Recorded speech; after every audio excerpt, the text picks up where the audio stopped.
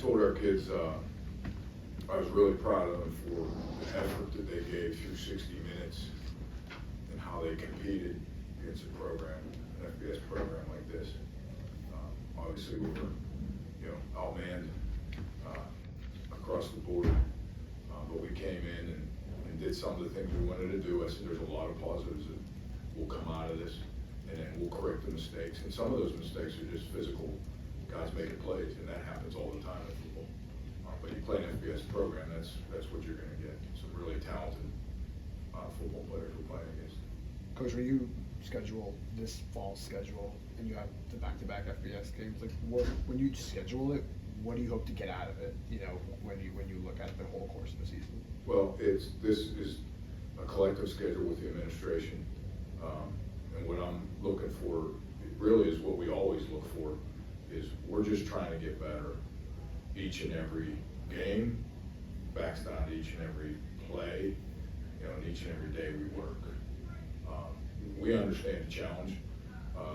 I think our players, I know our players appreciate the opportunity to play in venues like this.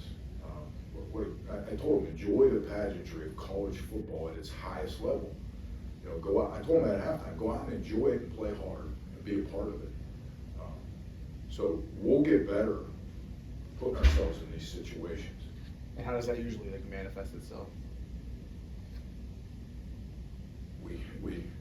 We're playing at a high level, we're playing at a high rate of speed, and if we can get to those levels or fight to play at those levels on a consistent basis, it will help us in conference play. We won a conference last year. I can't tell you that statistic is every year that happens. For sure.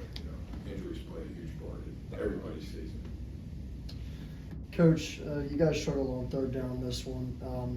Overall, what do you think needs to be done in order for you guys to be more effective on that down going forward? Yeah, I think we were a little bit behind the chains most of the time, which is the percentages for a lot of teams is tough. And then against this football team too, protection is a little bit of an issue with their size and speed. And so we didn't have a lot of time. We get the ball out of our hands.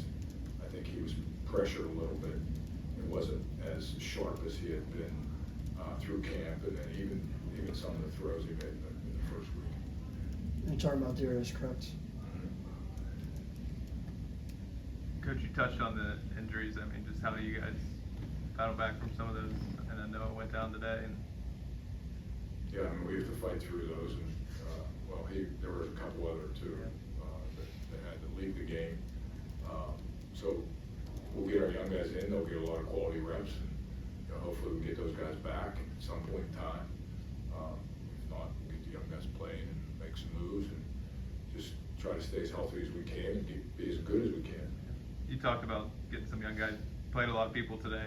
Did you see anything you liked from some of those young guys? Yeah, I think the young offensive line that went in, were solid.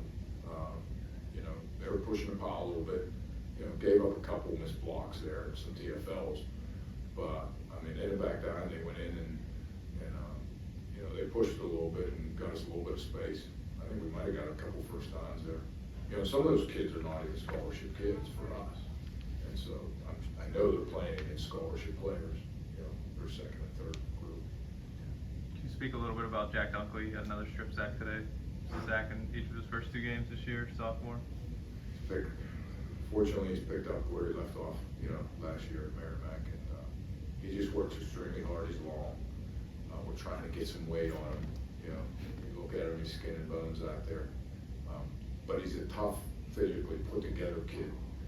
He's a strong kid for as skinny as he is, and so he just works really hard. I'm glad he gets rewarded from it, and we're looking for big things from him moving forward. And Jay Pat on the other side is a pretty talented kid too. Any questions from in-person media? Les, good. Good. Zach or Sean, do you have anything? Yeah, I'll go Jerry, Zach Weiss, Pittsburgh Sports Now. Just obviously, Evan also has been a bright spot for you guys as well defensively, recovering a fumble today. Some good tackles coming off the injury. What do you like about the work that he's put in and how that's showed up these first couple of games? He's a leader. He's a captain. Very happy for him. one of the hardest working guys on our team. Really happy to see that pay off for him. So happy for him. I hope he stays healthy. We need him, and looking for a big season out of him. And then a follow about Jack really quickly. Obviously, a guy that you mentioned the Merrimack game. Just what was it when he had that next man up mentality, and how did he make that a contagious mindset, putting that work in that you mentioned? Yeah, there's no doubt he came into camp with that mindset, and other guys feed off it too, and they see it.